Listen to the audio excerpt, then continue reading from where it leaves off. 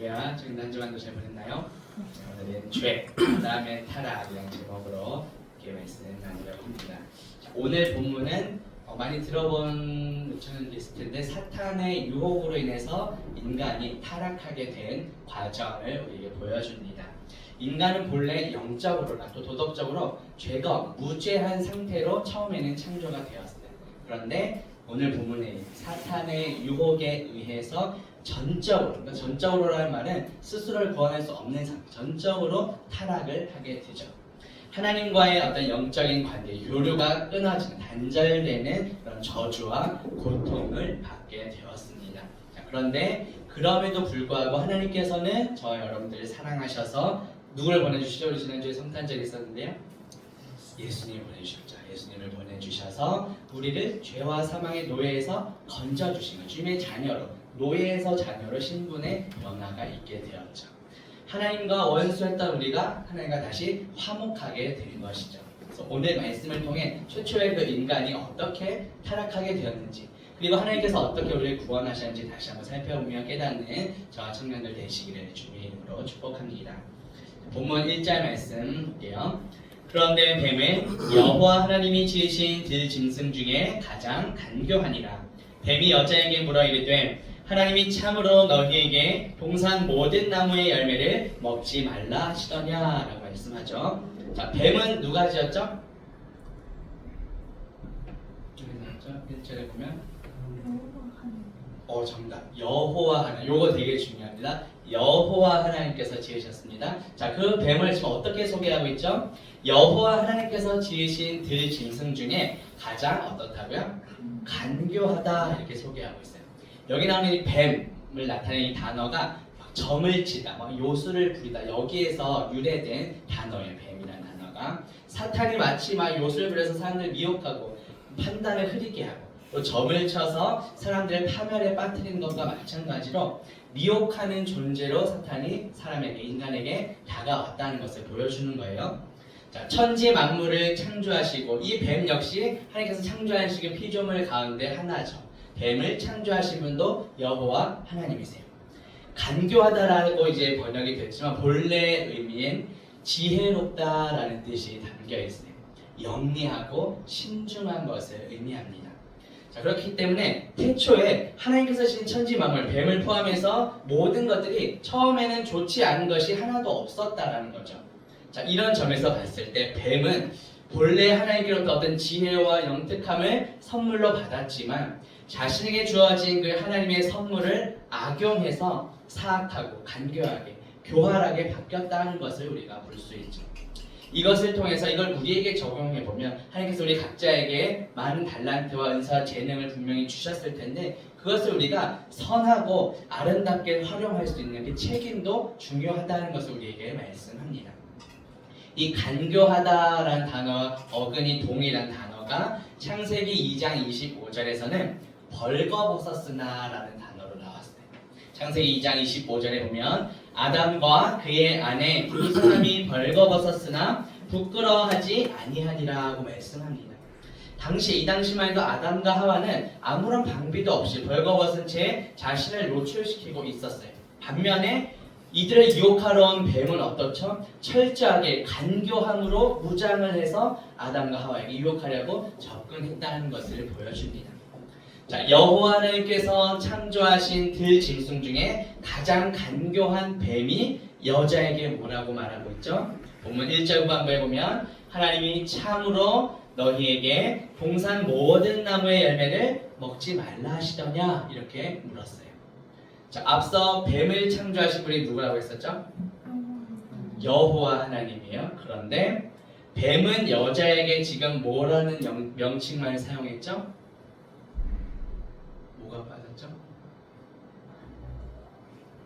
뭐가 빠졌죠? 뱀을 지으신 분은 여호와 하나님이신데 뱀이 여자를 유혹할 때는 누가 말했다고 하죠? 그냥 하나님이에요. 이거 되게 중요합니다. 뱀은 여자에게 하나님이라는 명칭만을 사용했어요. 이 하나님으로 번역된 단어가 엘로힘인데요. 천지를 창조하신, 전능하신 어떤 권세, 권능을 강조하는 이름이에요. 반면에 여호와는 우리 까마득한데 여호와 우리 여름 수련회 때 어떤 뜻이었죠? 그거예요. 네, 지금 말하는 그 입모양이 맞는데 스스로 있는 자였고요. 그리고 또 여기서 강조하고 싶은 게 한 번 약속하신 것을 반드시 지키시는 언약을 이루시는 분이라는 것을 의미를 강조할 때 여호와라는 단어를 같이 씁니다. 그러니까 여호와는 언약을 성실하게 이루시는 하나님을 강조하는 거예요. 이 구약의 여호와가 신약에 넘어가면 주로 번역이 되죠. 따라서 우리 주 예수 그리스도가 바로 구약의 여호와 하나님이시라는 겁니다. 그런데 이게 왜 이렇게 중요하냐? 예수 그리스도가 하나님의 지혜이시기 때문에. 자, 뱀이 여자를 유혹하면서 하나님의 약속, 하나님의 언약을 기억하게 하는 여호와 이 명칭을 빼버리고 어떤 전능한 권세 이것만을 강조하는 하나님 이런 명칭만을 가지고 유혹하러 왔단 말이죠. 되게 교묘하게 본 거예요. 그 여자로 하여금 하나님에 대해 전지전능하신 하나님에 대해 은근히 시기와 질투의 마음 또 왜 이것을 못 먹게 하셨지? 그 금지시킨 명령에 대해서 불만을 갖도록 그것을 조장하기 위함이었다는 거죠. 교묘한 간교한 사탄이기 때문에 고차원적으로 이렇게 접근을 했다는 겁니다. 자, 이처럼 사탄은 우리를 유혹할 때 꼭 필요한 정보를 의도적으로 숨김으로써 우리로 하여금 잘못된 판단을 내리게 만든다는 것이죠. 그렇기 때문에 우리는 늘 깨어서 구약의 여호와 하나님 즉 하나님의 지혜이신 말씀 그 자체이신 예수 그리스도께로 우리가 날마다 나아가야 한다는 겁니다. 베드로전서 5장 8절에 보면 이 내용인데 제가 설명을 전 화면을 가지고 있네요. 아무튼 아까 다 설명했던 내용입니다. 자, 그리고 베드로전서 5장 8절에 보면 근신하라 깨어라 너희 대적 마귀가 우는 사자같이 두루다니며 삼킬 자를 찾나니라고 말하죠. 사탄의 유혹에 대적하기 위해서는 우리가 막 리멍텅하게 있어 우리가 넘어갈 수밖에 없다라는 거예요. 근신하고 깨어서 기도함으로 우리가 날마다 하나님의 지혜이신 말씀이신 예수 그리스도를 구해야 한다라는 것이죠. 또 에베소서 6장 11절에 보면 마귀의 간계를 능히 대적하기 위해서 무엇을 입으라고 하죠? 하나님의 전신갑주를 입어야 된다 이렇게 권면하고 있죠. 자, 그렇다면 우리가 입어야 할 하나님의 전신갑주는 무엇일까요?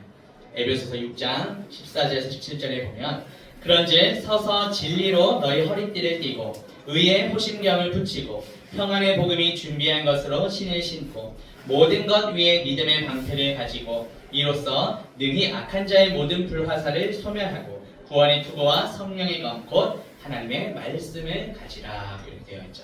하나님의 전신갑주를 요약하면 곧 예수 그리스도십니다. 예수 그리스도가 곧 진리이시죠. 또 예수 그리스도는 하나님께 인정받은 유일한 의인이세요. 의가 되시죠. 또 예수 그리스도는 하나님과 우리 사이를 화목하게 하신 참 평화요 하나님이시죠. 그리고 예수 그리스도는 그분이 우리의 믿음의 대상이시기도 하고요. 또 예수 그리스도는 우리의 구원자이시죠. 또 예수 그리스도는 말씀이 육신이 되어 있다는 것이 그날이 우리가 지난주에 했던 성탄절이죠. 자, 말씀 그 자체시라는 거죠. 따라서 이 하나님의 우리가 무장해야 될 우리가 입어야 할 하나님의 전신갑주는 곧 예수 그리스도로 우리가 옷 입어야 한다는 겁니다. 따라서 우리가 예수 그리스도로 옷 입고 무장할 때만이 간교하게 교묘하게 다가오는 그 사탄의 유혹과 대적에 맞서서 승리할 수 있다는 겁니다. 오직 예수 그리스도로 무장하여서 사탄의 유혹에 맞서 승리하는 저와 청년들 되시기를 주님의 이름으로 축복합니다. 본문 2절 말씀 보시면 여자가 뱀에게 말하되 동산나무의 열매를 우리가 먹을 수 있으나 라고 말하죠. 자, 이거 원문에 보면은 그 여자가 그 뱀에게 말했다 이렇게 시작하고 있어요. 뱀의 유혹, 뱀의 말이 끝나자마자 이제 보면 또 바로 기다렸다는 듯이 뱀에게 대답을 했다라는 거예요. 뱀과 대화를 시작했다라는 겁니다. 그럼 우리가 지나칠 수 있는 부분이지만 우리가 사탄과의 영적인 전쟁에서 물론 맞서서 반드시 싸워 이겨야 할 때도 있겠지만 때때로 아예 대화조차 하지 않고 피하고 상종하지 않는 것도 방법이 될 수 있다라는 거예요. 그런데 여자의 마음에 호기심이 생겼고 그 뱀의 말을 듣고 뱀과 계속해서 대화를 시작했다는 것이 여기서는 지혜롭지 못한 행동이라는 겁니다. 자, 반면에 유혹의 자리를 뿌리쳤던 예시가 성경에 나오죠. 바로 요셉이었습니다. 보디발의 아내가 계속해서 유혹을 했지만 그 유혹을 뿌리치고 그 자리를 떠났죠.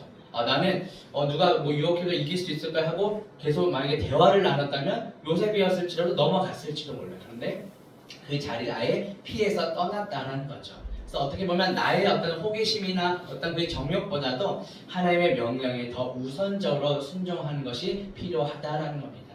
나의 어떤 호기심, 정욕보다도 하나님의 말씀에 더 우선적으로 순종할 수 있는 저와 청년들 되시기를 주님의 이름으로 축복합니다. 자, 여자가 이제 뱀에게 대화를 하면서 말한 대로 동산나무의 열매를 먹을 수 있다. 이 틀린 말은 아니었어요. 그런데 딱 하나 예외가 있었죠. 뭘 먹어서는 안 되죠? 선악과로 우리가 알고 있죠. 선과를 알게 하는 나무의 열매를 먹지 말라 말씀하셨죠. 자, 만약 아담과 하와가 하나님의 말씀에 잘 순종해서 범죄를 하지 않았더라면 우리 역시 타락하지 않았을 것이고, 선악과를 제외한 거기에 생명나무도 있었을 텐데 그것을 비롯해서 에덴 동산에 허락한 모든 것들을 우리가 풍성하게 누릴 수 있었을 거예요. 하지만 불순종으로 인하여서 우리는 전적으로 그 이후로 다 타락하게 되었죠. 자, 그럼에도 불구하고 우리는 과거의 그 에덴 동산의 축복을 앞으로 장차 소망할 수 있습니다. 왜냐하면 우리 주 예수 그리스도께서 부활하시고 승천하신 후에 다시 오시잖아요. 재림하실 때 그 후에 완성된 성경의 표현에 따르면 새 하늘과 새 땅에서는 생명나무와 또 온갖 나무의 열매를 우리가 풍성하게 먹고 마시며 누릴 수 있다라고 성경이 약속하고 있죠. 성경 맨 마지막 책입니다. 요한계시록 22장 2절에 보면 강 좌우에 생명나무가 있어 12가지 열매를 맺되 달마다 그 열매를 맺고 그 나무 잎사귀들은 만국을 치료하기 위하여 있더라. 분명히 약속되어 있어요. 그래서 주님 다시 오실 그날을 소망하면서 이 땅에서도 생명나무 자체가 계시는 그 예수 그리스도 안에서 풍성한 은혜와 생명을 누리며 살아가는 저와 청년들 되시기를 주님의 이름으로 축복합니다. 본문 3절 보시면 동산 중앙에 있는 나무의 열매는 하나님의 말씀에 너희는 먹지도 말고 만지지도 말라 너희가 죽을까 하노라 하셨느니라 이렇게 말씀하죠. 자, 하와는 선악과를 먹어서는 안 된다는 그 사실, 그 근거를 어디에서 찾고 있죠? 하나님의 말씀에서 근거를 찾고 있어요. 물론 이러한 태도가 나쁜 건 아니죠. 겉으로 보면 되게 뭔가 내가 말하고 생각하는 근거를 하나님의 말씀에서 끌어오니까 되게 신앙이 있는 것처럼 보여집니다. 그렇지만 실상은 그렇지 않다는 것을 우리가 볼 수 있어요. 하와는 하나님의 말씀을 근거로 들기는 들었는데 왜곡시켰어요. 잘못 적용했다는 거죠. 자, 아까 언약을 맺으시고 성실하게 지키시는 그 하나님의 이름을 강조할 때 뭐가 앞에 붙었죠? 여로 시작하고 와로 끝나는 여호와. 자, 여호와가 있나요? 생략되어 있죠. 근거로 가져왔는데 하나님의 말씀이었어요. 하나님의 그 언약을 의도적으로 왜곡시킨 겁니다. 앞서 뱀이 하와를 유혹할 때 여호와란 이름을 생략하고 하나님의 어떤 권능, 엄격함, 이거 권세를 강조하는 그 하나님의 이름만을 언급한 것과 같은 맥락이라는 거죠. 사실 이때만 해도 하와는 아직 선악과를 직접 따먹는 구체적인 행위가 아직 이루어지기 이전이에요. 그런데 사탄과의 계속되는 대화를 통해서 점점 그 마음속에 범죄의 싹이 자라나고 있었다는 것이죠. 자, 원래 하나님께서 하셨던 명령이 정확히 무엇이었죠? 창세기 2장 17절에 보면 선악을 알게 하는 나무의 열매는 먹지 말라. 내가 먹는 날에는 어떻게 된다고요? 반드시 죽으리라. 하나님께서 이렇게 명령을 내리셨어요. 그런데 하와는 뱀이랑 계속 대화하다가 분명히 하나님의 말씀을 근거로 들렸는데 어떻게 지금 왜곡시키고 있죠? 3절 후반부에 보니까 만지지도 말라 너희가 죽을까 하노라 이렇게 대답했어요. 사실 하나님께서는 만지지 말라는 말씀을 하지 않으셨어요. 그런데 하와가 자신의 생각을 덧붙인 것이죠. 하나님의 말씀은 1.1획이라도 더하거나 빼서는 안 돼요. 그런데 하와는 하나님의 명령에 불완전한 한계가 많은 인간의 생각이 덧붙여졌다는 것이죠. 그리고 하나님께서는 반드시 죽으리라 이렇게 말씀하셨어요. 그런데 하와는 어떻게 바꿨죠? 죽을까 하노라. 반드시 죽으리라 말씀하셨는데 혹은 죽을 수도 있고 안 죽을 수도 있는가 이런 마음이 속해 있다라는 겁니다. 반드시 죽으리라는 그 하나님의 말씀을 절대적으로 신뢰하지 못한 태도였다라는 것이죠. 그럴 수도 있고 아닐 수도 있고 이거 어떻게 보면은 불신앙적인 태도였다는 겁니다. 자, 우리도 마찬가지. 하나님의 말씀에 어떤 불완전한 나의 생각을 덧붙이거나 하나님의 말씀을 절대적으로 신뢰하지 못한 그런 상황이 있다면 사탄이 유혹할 때 우리도 넘어갈 수밖에 없다라는 것이죠. 요한계시록 22장 18절 19절에 보면 만일 누구든지 이것들 외에 더하면 하나님이 이 두루마리에 기록된 재앙들을 그에게 더하실 것이요 만일 누구든지 이 두루마리의 예언의 말씀에서 제하여 버리면 하나님이 두루마리에 기록된 생명나무와 및 거룩한 성에 참여함을 제하여 버리시길. 하나님 분명히 우리에게 말씀하셨는데 여기에 내 생각을 더하면 여기에 기록된 재앙이 우리에게 더해질 것이고 이미 우리가 빼버린다면 우리가 거룩한 성에 참여되는 것에서 제거가 된다 이렇게 말하고 있어요. 그래서 하나님의 말씀에 어떤 연약한 우리의 생각을 덧붙이거나 또 잘못 받아들이고 왜곡시키는 것이 아니라 정말 절대적으로 신뢰하며 그대로 순종할 수 있는 저와 우리 청년들 되시기를 주님의 이름으로 축복합니다. 본문 4절 볼게요. 뱀이 여자에게 이르되 너희가 결코 죽지 아니하리라. 자, 계속 지금 뱀과 여자의 대화가 이어지고 있죠. 바로 앞절인 3절에서 하와는 뱀에게 선악과를 먹거나 만질 경우 죽을까 하노라 죽을지도 몰라 이렇게 좀 어설프게 얘기를 했어요. 그런데 뱀이 하와의 그 이야기를 듣고 나서 어떻게 말하죠? 너 결코 죽지 않을 거야. 강하게 이제 반박이 들어오고 있죠.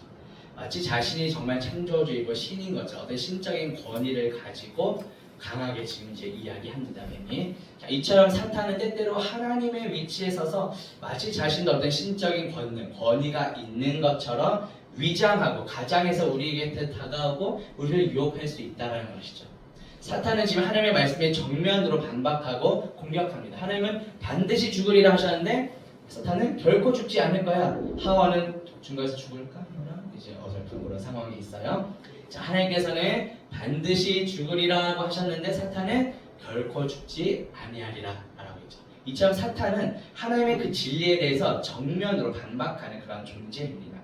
우리로 하여금 멸망에 빠뜨리는 미혹의 영이고 거짓의 압이라는 거죠. 성경에 보면 요한복음 8장 44절에 그는 처음 마귀를 가리킵니다. 그는 처음부터 살인한 자요 진리가 그 속에 없으므로 진리에 서지 못하고 거짓을 말할 때마다 제 것으로 말하나니 이는 사탄이 거짓말쟁이고 거짓의 아비라고 성경이 말하고 있죠.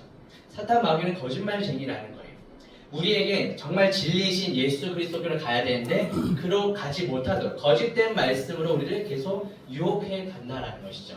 마치 죄악이 큰 기쁨을 우리에게 주는 것처럼 우리를 유혹합니다. 자, 그런데 고린도후서 11장 14절에 보면 사탄도 자기를 뭘로 가장한다고요? 광명의 천사로 가장한다. 와, 겉으로 보면 뭔가 정말 천사 같아. 그런데 그 속에 거짓이 있다라는 것이죠. 우리를 유혹하기 위해서 광명의 천사로 정말 아름다운 모습을 우리에게 다가와서 유혹한다라는 것이죠. 자, 오늘날 이단들을 비롯해서 많은 거짓된 것들이 나 거짓말쟁이야 따라와 이렇게 하는 경우가 있나요? 없죠. 정말 그럴듯하게 이단이라는 한자 자체가 달을 이와 끝 단자 그냥 끝만 살짝 다른 게 이단이에요. 그러니까 우리가 속아 넘어갈 수밖에 없는 거죠. 대부분 지성이라고는 대학생들도 꽤 많은 비중을 차지하고 있죠. 요즘 얼마나 외롭습니까? 예쁜 언니 오빠들 와서 카페에서 차 마시면서 상담해주고 들어주고 마음이 슬슬 녹아서 따라가고 아무나 보내지 않겠죠. 그 중에서 정말 출중한 외모를 지닌 사람 광명의 천사로 가장된 존재들이 이제 뭐 거의 대학 졸업생들이 대부분이긴 하지만 특히나 캠퍼스에 이렇게 많이 침투가 되어 있죠. 자, 그런데 진리는 오직 예수 그리스도 한 분뿐이라는 겁니다.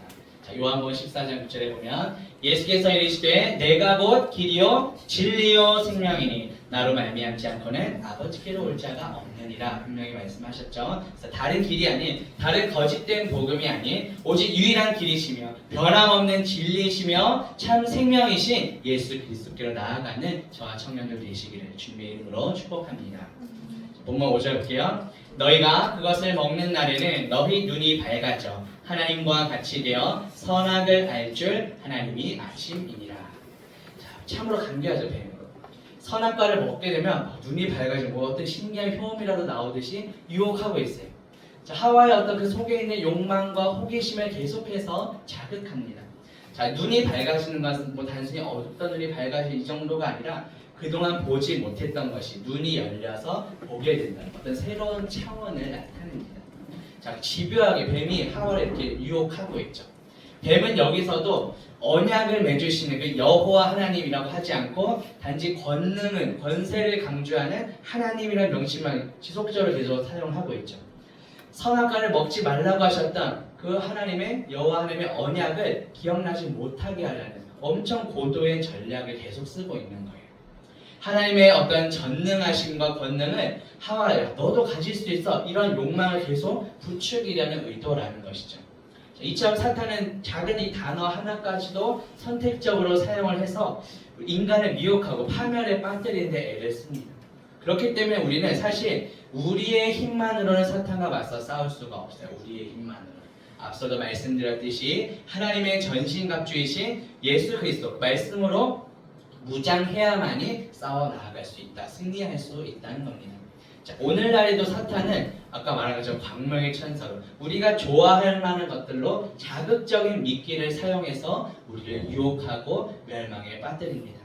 고린도후서 11장 3절에 보면 뱀이 그 간계로 하와를 미혹한 것 같이 너희 마음이 그리스도를 향하는 진실함과 깨끗함에서 떠나 부패할까 두려워하노라고 말씀하죠.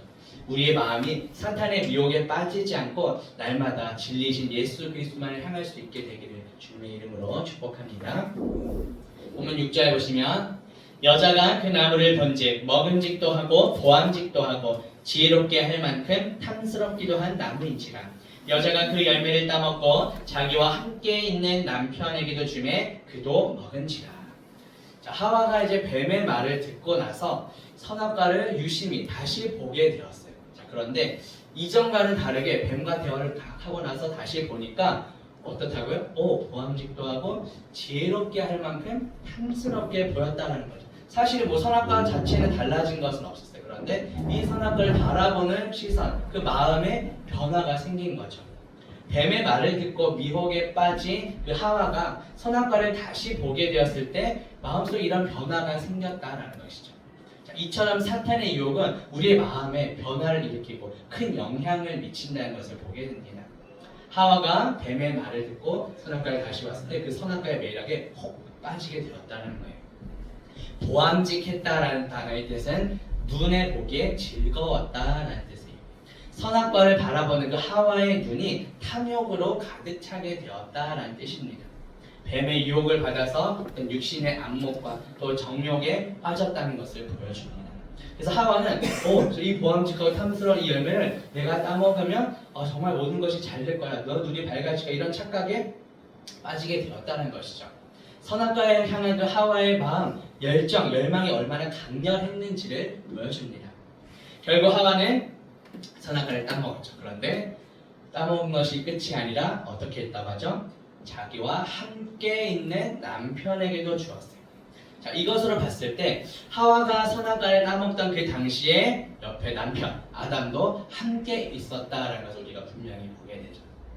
자, 사실 하나님으로부터 이 선악과를 먹어서는 안 된다는 명령을 직접 들은 사람은 누구였을까요? 아담 한 사람이었어요. 창세기 2장 16절에서 18절 볼게요. 여호와 하나님이 그 사람에게 명하여 이르시되 동산 각종 나무의 열매는 네가 임의로 먹되 선악을 알게 하는 나무의 열매는 먹지 말라. 네가 먹는 날에는 반드시 죽으리라 하시니라. 여호와 하나님이 이르시되 사람이 혼자 사는 것이 좋지 아니하니 내가 그를 위하여 돕는 배필을 지으리라 하시니라.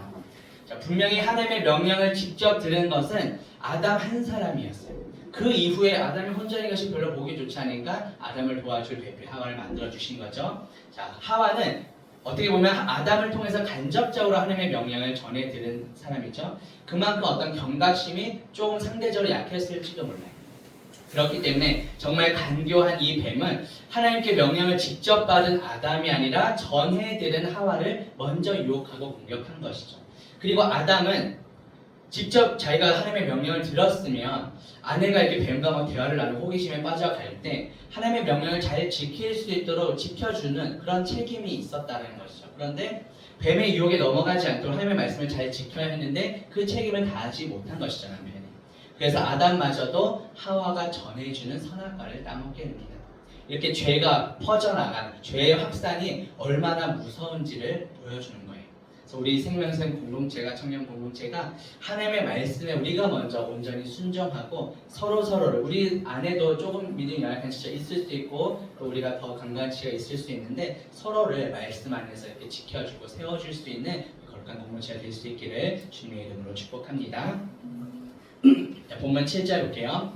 이에 그들의 눈이 밝아져 자기들이 벗은 줄을 알고 무화과 나무 잎을 엮어 치마로 삼았더라. 자, 눈이 밝아졌다면 단지 시력이 더 좋아지고 이런 차원이 아니라 지금까지 전혀 보지 못했던 것을 확실하게 보게 되었다라는 것을 보여줍니다. 선악과를 먹자마자 자기들의 의지와는 관계없이 이제 눈이 진짜 열리게 되었어요. 그런데 자기들이 그동안 벌거벗었다는 것이 수치스럽지 않았는데 이제는 그 벗은 것들을 인식하고 수치심을 그때부터 느끼게 되었다라는 뜻이에요. 이전에는 벌거벗은 것이 아무렇지 않았는데 선악과를 따먹자마자 수치심을 느끼게 되었어요. 이것은 과거에 가지고 있던 어떤 영적인 순결함을 잃어버리고 그 영혼이 죄악으로 더러워졌기 때문입니다. 아담과 하와가 하나님의 음성을 듣고 숨었죠. 이것도 하나님 앞에 내가 감히 나아갈 수 없었기 때문에 더럽혀진 그 영혼에 대한 수치심 때문이었다는 거죠. 그리고 이 한글 성경에는 다 나타나지 않았지만 원문에 보면 그들 자신을 위하여 치마로 삼았더라 이렇게 말씀하고 있습니다. 우리가 하나님의 형상대로 창조되었잖아요. 하나님의 형상대로 창조된 인간은 무엇을 위해 살아가야 되죠? 하나님의 영광을 위한 삶을 살아가야 돼요. 그런데 아담과 하와가 선악과를 따먹은 그 범죄한 이후부터는 자신들을 위한 삶을 살았다는 거예요. 나 수치스러워. 얼른 뭘로 가려야지. 자신을 위한 삶이 이때부터 시작이 되었다라는 거예요. 자, 고린도전서 10장 31절에 보면 그런즉 너희가 먹든지 마시든지 무엇을 하든지 다 무엇을 위하여 하나님의 영광을 위하여 하라고 말씀합니다. 이제 청년 학업 가운데 청년도 있고 자신의 길을 향해 또 취업을 준비하고 여러 가지 이제 탐색하는 그런 과정 중에도 있을 텐데 무엇을 하든지 나 자신의 영광을 위한 것이 아니라 하나님의 영광을 위하여 하라고 분명히 성경에 말씀하고 있죠. 나 자신의 어떤 수치심을 가리기 위해 급급한 그 정도의 삶이 아니라 정말 하나님의 영광을 나타내고 드러내는 삶을 살아가는 저와 청년들 되시기를 주님의 이름으로 축복합니다. 자, 본문 마지막 8절 볼게요. 그들이 그날 바람이 불 때 동산에 거니시는 여호와 하나님의 소리를 듣고 아담과 그의 아내가 여호와 하나님의 낯을 피하여 동산 나무 사이에 숨은지라. 자, 그날이 언제죠? 바로 아담과 하와가 선악과를 따먹은 바로 그날이에요. 하나님께서는 아담과 하와를 찾아오셨어요. 저희 이제 생명생 공동체도 이제 결성을 하거나 이러면 이제 우리 그때 임원모임할 때 저 신방을 하지 않는데 찾아가는 것이 신방이잖아요. 숨어있는 아담과 하와를 찾아오신 거예요. 하나님께서. 거룩하신 하나님께서는 죄를 범한 인간을 그냥 바로 멸망시키시거나 바로 죽이시거나 그냥 내버려 두지 않으시고 찾아와 주셨다. 이것이 사실 은혜이죠. 하나님의 자비이시죠. 자, 앞서 뱀이 인간을 유혹할 때 언약을 맺으시고 그 약속한 것을 신실하게 지키시는 그러한 뜻을 가진 여호와, 이것은 쏙 빼놓고 전능한 권세와 권능을 강조하는 그 하나님이라는 명칭만 의도적으로 사용해서 막 유혹을 했잖아요. 그런데 지금 아담과 범죄한 아담과 하와를 찾아오신 분이 누구시죠? 여호와 하나님. 약속을 성실하게 이루시고 지키시는 여호와 하나님. 언약을 맺으시고 신실하게 지키시는 여호와 하나님께서 아담과 하와를 이제 찾아오고 계시죠. 선악과를 먹는 날에 반드시 죽으리라 이렇게 언약을 맺으셨던 그 하나님께서 인간에게 찾아오셨다는 거예요. 자, 그럼에도 불구하고 오늘 본문은 자신들을 찾아오시는 그 하나님의 소리를 외면하고 숨어버린 그 아담과 하와의 안타까운 모습을 보여줍니다. 자, 그렇다면 이 부분에서 우리가 어떤 부분을 적용점으로 찾을 수 있을까요? 하나님께서 우리를 찾아오실 때, 우리를 부르실 때 우리가 어떻게 응답해야 할까요? 이번 겨울 수련의 주제가 부르심과 응답인데요. 수련회 갈 수 있는 청년도 있고 또 그러지 못한 청년도 있을 텐데 하나님께서 우리를 부르실 때 내가 어떻게 반응하고 어떻게 응답해야 할까요? 성경은 분명히 말씀합니다. 요한계시록 3장 20절 볼지어다 내가 문 밖에 서서 두드리노니 누구든지 내 음성을 듣고 문을 열면 내가 그에게로 들어가 그와 더불어 먹고 그는 나와 더불어 먹으리라. 이번 성탄절 지난 설교 말씀 중에서 충격적인 말씀을 하셨죠. 담임목사님. 지금은 이제 졸면은 일어나세요. 지금 다시 인용하는 거지만 못 들은 청년들 위해서 예수님을 믿어도 지옥에 떨어질 수 있다 이 말씀 하셨죠? 기억나나요? 왜 그렇죠? 예수님을 어떤 4대 성인 중에 하나 정도 믿는다거나 예수님도 믿고 나의 의도 믿고 이래서는 온전한 성경이 말하는 믿음이 아니라는 것이죠. 예수님을 믿을 때 어떻게 믿어야 된다고요? 유일한 구원자로 만왕의 왕으로 내 마음에 모셔드리고 믿고 영접이 환영하고 받아들인다라는 뜻이잖아요. 예수님을 나의 죄에서 구원하신 구원자, 유일한 구원자로 그리고 만왕의 왕으로 모셔드리고 영접해야 된다. 이 믿음으로 우리가 구원을 받는다라는 말씀을 해주셨죠. 예수 그리스도를 나의 구원자로 또 나의 삶의 주님으로 믿고 내 마음속에 모셔드려야 한다는 것이죠. 예수 그리스도께서는 나를 구원하시기 위해 이 땅에 오셨습니다. 십자가에서 흘리신 피로 우리의 모든 죄의 값을 치르시고 우리를 죄와 사망의 노예에서 자유롭게 해방시켜 주셨어요. 더 이상 죄와 사망의 노예가 아니라 주님의 자녀로 삼아주셨죠. 더 나아가서 주님이 우리의 신랑 되시고 우리가 주님의 신부가 되는 신부로 또 삼아주셨죠. 신부는 신랑의 모든 것을 누리는 그런 특권이 있어요. 우리는 신랑 대신에 예수 그리스도와 온전히 하나 되어 예수 그리스도 안에서 풍성한 은혜와 생명을 누리는 저와 청년들 되시기를 주님의 이름으로 축복합니다. 자, 이제 말씀 맺지합니다. 오늘 본문은 단지 저와 과거의 아담과 하와라는 두 사람이 하나님의 명령에 불순종해서 타락했구나, 이게 끝이 아니라 오늘날 여전히 우리에게 적용되는 부분이 있다는 것이죠. 그 아담과 하와가 지은 그 원죄, 오리지널 신, 이것이 그 이후에 태어난 모든 사람들이 다 그 죄 가운데 태어나게 된다는 겁니다. 그렇지만 우리를 사랑하시는 그 하나님께서는 우리를 죄 가운데 그냥 내버려 두지 않으시고 독생자 예수 그리스도를 보내셔서 우리를 구원해 주셨어요.